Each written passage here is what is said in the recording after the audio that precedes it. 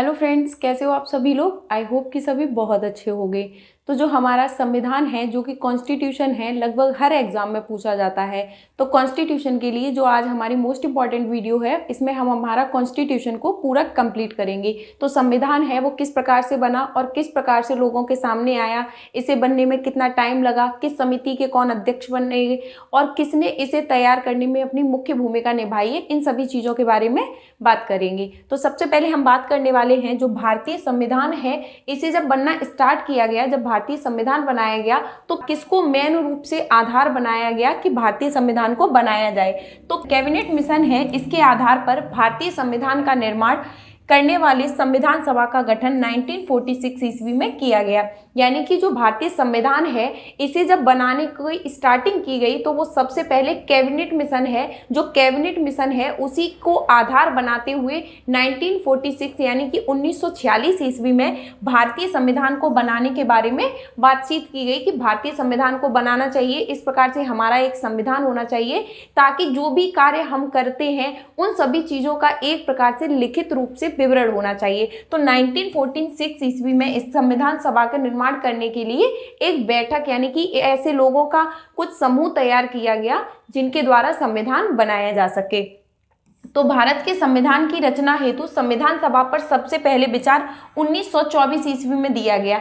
यानी कि जो संविधान है उसकी जो बैठकें स्टार्ट हुई थी वो 1946 यानी कि 1946 ईस्वी से स्टार्ट हुई थी। लेकिन इसके बारे में संविधान को बनाने से पूर्व, जैसे 1946 में संविधान बना, उससे पहले भी लोगों ने इस चीज़ के बारे में चर्चा की थी। तो वो चर्चा कब की गई थी? 1924 ईस्वी में, यानी कि 1924 में इसके बारे में चर्चा की गई, लेकिन उस समय संविधान नहीं बनाया जा सका। उसके बाद में कब से इसकी बैठक स्टार्ट हुई? 1946 ईस्वी से। अगर एग्जाम में आता है कि जो संविधान सभा की जो बैठक है वो मुख्य रूप से कब स्टार्ट की गई, तो 1946 ईस्वी से स्टार्ट की गई। संविधान सभा का चुनाव 1946 ईस्वी में हुआ, यानी कि जो इसकी बैठक है कि संविधान बनाया जाएगा वो 1946 ईस्वी से स्टार्ट किया गया। 9 दिसंबर 1946 ईस्वी को संविधान सभा की प्रथम बैठक नई दिल्ली में स्थित काउंसिल चैम्बर में उसकी लाइब्रेरी में इसकी पहली बैठक को किया गया। यानी कि वहां पर सारे सदस्य पहुंचे और उसके बाद में वहां जाकर उन्होंने संविधान सभा के बारे में विचार विमर्श करना स्टार्ट किया। उसके बाद में संविधान सभा में सबसे बुजुर्ग सदस्य थे डॉक्टर सच्चिदानंद सिन्हा। यानी कि संविधान सभा के गठन किया जा रहा है तो इसका एक अध्यक्ष बनाना भी जरूरी होता है कि यानी उसमें एक मेन इंसान कौन होगा, तो सच्चिदानंद सिन्हा को उसका अस्थायी अध्यक्ष बना दिया गया। यानी कि वो एक प्रकार से स्थायी नहीं थे, अस्थायी अध्यक्ष थे। उनको अस्थायी अध्यक्ष क्यों बनाया गया? क्योंकि सच्चिदानंद सिन्हा थे वो पूरी कमेटी में सबसे ज्यादा बुजुर्ग सदस्य थे, तो इसीलिए सच्चिदानंद सिन्हा को 9 दिसंबर वाली बैठक में अस्थायी सदस्य के रूप में, अस्थायी अध्यक्ष के रूप में चुना गया। और उसके बाद में संविधान सभा की द्वितीय बैठक हुई, यानी कि पहली बैठक हुई 9 दिसंबर को, उसके एक दिन छोड़ के दूसरी बैठक हुई 11 दिसंबर को, उसके बाद में एक दिन छोड़ के तीसरी बैठक हुई 13 दिसंबर को। तो द्वितीय बैठक जो थी वो 11 दिसंबर 1946 को हुई। इसमें डॉक्टर राजेंद्र प्रसाद को संविधान सभा का स्थायी अध्यक्ष बना दिया गया। यानी कि पहले अस्थायी अध्यक्ष थे डॉक्टर सच्चिदानंद सिन्हा और उनको एक प्रकार से हटाकर डॉक्टर राजेंद्र प्रसाद को 11 दिसंबर वाली बैठक में स्थायी अध्यक्ष के रूप में चुना गया। संविधान सभा की कार्यवाही 13 दिसंबर 1946 ईस्वी को जवाहरलाल नेहरू द्वारा पेश की गई। यानी कि जवाहरलाल नेहरू ने उद्देश्य प्रस्ताव रखा, यानी 3 बैठकें जब हुई तो उनमें क्लियर हो गया कि हमारा एक संविधान बनाया जाएगा, उसे एक प्रकार से लिखा जाएगा। तो उन सारी चीज़ों का जो प्रारूप था वो इन दिनों में तैयार करके इन बैठकों में कि इसे इस प्रकार से प्रस्तुत करना है, तो जवाहरलाल नेहरू जी गए जिन्होंने उद्देश्य प्रस्ताव को पारित कर दिया। यानी कि उद्देश्य, अगर ये क्वेश्चन आता है कि उद्देश्य प्रस्ताव संविधान सभा का किसने पारित किया था, तो जवाहरलाल नेहरू जी ने किया था। 22 जनवरी 1947 ईस्वी को उद्देश्य प्रस्ताव को स्वीकृति मिल गई। यानी जब उद्देश्य प्रस्ताव को रख दिया गया कि अब ये हमारा इस प्रकार से संविधान बनाया जाना चाहिए, तो उद्देश्य प्रस्ताव कब मतलब क्लियर कर दिया गया कि हाँ तुम लोग अपना संविधान बना सकते हो। 22 जनवरी 1947 को उद्देश्य प्रस्ताव को क्लियर कर दिया कि तुम लोग अपना संविधान बना सकते हो, इसे स्वीकृति मिल गई। उसके बाद संविधान सभा के निर्माण हेतु अनेक समितियां नियुक्त की गई, यानी हर चीज की एक अलग अलग समिति बनाई गई। BN राव द्वारा तैयार किए गए संविधान के प्रारूप पर विचार विमर्श करने के लिए संविधान सभा द्वारा 9 अगस्त 1947 को संकल्प पारित करके उसके प्रारूप का गठन किया गया। अगर क्वेश्चन आता है कि जो संविधान बनाया गया था उसकी प्रारूप समिति का अध्यक्ष कौन था, यानी संविधान का प्रारूप किसने तैयार किया था, तो वो किया था डॉक्टर भीमराव अंबेडकर ने। तो एक प्रकार से प्रारूप समिति के जो अध्यक्ष हैं वो डॉक्टर भीमराव अंबेडकर को माना जाता है। उसके बाद नेक्स्ट बात करते हैं, इसके अध्यक्ष के रूप में डॉक्टर भीमराव अंबेडकर को चुना गया, यानी कि जो प्रारूप समिति है उसके अध्यक्ष किसको बनाया गया, डॉक्टर भीमराव अंबेडकर को। उद्देश्य प्रस्ताव किसने पारित किया था, जवाहरलाल नेहरू ने। उसके बाद में है प्रारूप समिति ने संविधान के प्रारूप पर विचार विमर्श करने के बाद 21 फरवरी 1948 को संविधान सभा को अपनी रिपोर्ट पेश कर दी, यानी कि रिपोर्ट अपनी उन्होंने कब पेश की, 21 फरवरी 1948 को।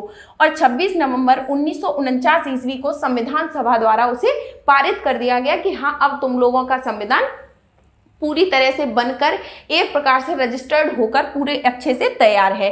तब इसमें 22 भाग 395 अनुच्छेद और अनुसूचियां थीं, यानी कि जब संविधान सभा के द्वारा पूरा संविधान बनकर 26 नवंबर 1949 को जब एकदम कंप्लीट हो गया, जब पारित हो गया, उसे लागू कर दिया गया, तो उस समय संविधान सभा में 22 भाग थे, 395 अनुच्छेद थे और 8 अनुसूचियां थीं।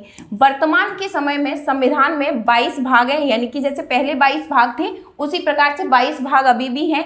395 अनुच्छेद जब संविधान बना था उस समय थे, तो 395 अनुच्छेद अभी भी हैं और 8 अनुसूचियों की जगह जो टोटल अनुसूचियां हैं, तो वर्तमान में यानी आधुनिक समय में जो अनुसूचियों की संख्या है वो 8 से बढ़कर 12 हो गई है। क्वेश्चन पर ध्यान रखना है, अगर एग्जाम में क्वेश्चन ये आता है कि जब संविधान को बनाया गया उस समय उसमें अनुसूचियों की संख्या कितनी थी, तो उसमें अनुसूचियां 8 थी। वर्तमान समय में जो संविधान है उसमें अनुसूचियों की संख्या कितनी है, तो इस समय में संविधान में अनुसूचियां कितनी है, 12 अनुसूचियां हैं।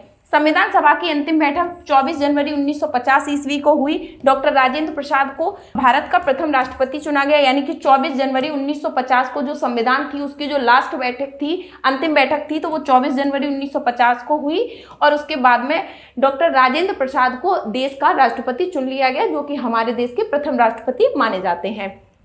उसके बाद बात करते हैं भारतीय संविधान की प्रस्तावना की जो मुख्य बातें हैं, इंपॉर्टेंट बातें जो कि आपके एग्जाम में पूछी जाती हैं। तो सबसे पहले बात करते हैं संविधान की प्रस्तावना, संविधान की कुंजी कहा जाता है, यानी कि जो संविधान की प्रस्तावना है उसी को संविधान की कुंजी कहा जाता है।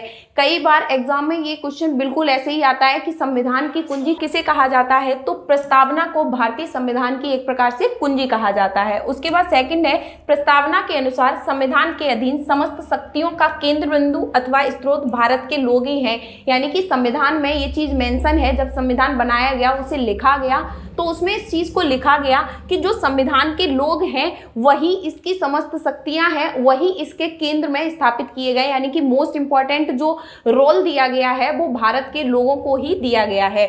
प्रस्तावना को न्यायालय में परिवर्तित नहीं किया जाता है। अगर क्वेश्चन आता है कि किन किन चीजों में परिवर्तन किया जा सकता है, तो हर चीज में परिवर्तन किया जाता है संविधान की में। जैसे बोला जाता है कि एक अनुच्छेद बढ़ गया, एक अनुच्छेद कम हो गया, इसमें अनुच्छेद बी जोड़ दिया, अनुच्छेद 1 का जोड़ दिया, इस प्रकार से ये सारी चीजों में परिवर्तित किया जा सकता है, इन सारी चीजों को चेंज किया जा सकता है, बढ़ाया या घटाया जा सकता है।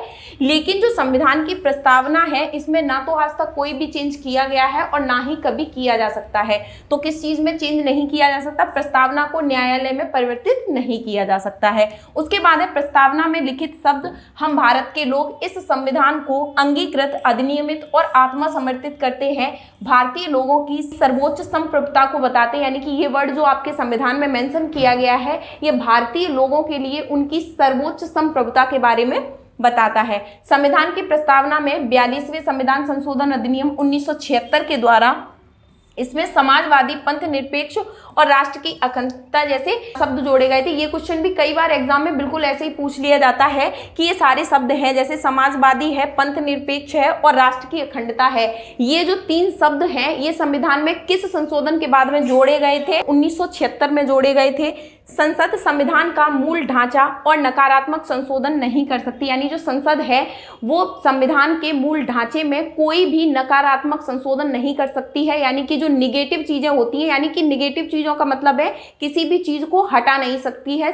जो संसद है वो इसके जो संविधान की मूल ढांचा है उनमें कई चीजों को जोड़ा जा सकता है, लेकिन उनमें लिखी हुई चीजों को हटाया नहीं जा सकता है। तो जो उसका मूल ढांचा है उसमें कोई भी नेगेटिव चेंजेस नहीं कर सकती। तो ये थे हमारे मोस्ट इंपॉर्टेंट संविधान के बारे में कुछ इंपॉर्टेंट चीजें। आई होप कि आपके लिए बहुत ज्यादा बेनिफिशियल रहेगी। संविधान के पार्ट 2 की वीडियो देखना ना भूलिए, ताकि इसके बाद में आपको संविधान के बारे में जो और अनुच्छेद वगैरह हैं, इसके मौलिक अधिकार वगैरह हैं, उन सभी चीजों के बारे में भी बता दिया जाएगा। तो आज के लिए हमारी इस क्लास में फिलहाल इतना ही। Thank you.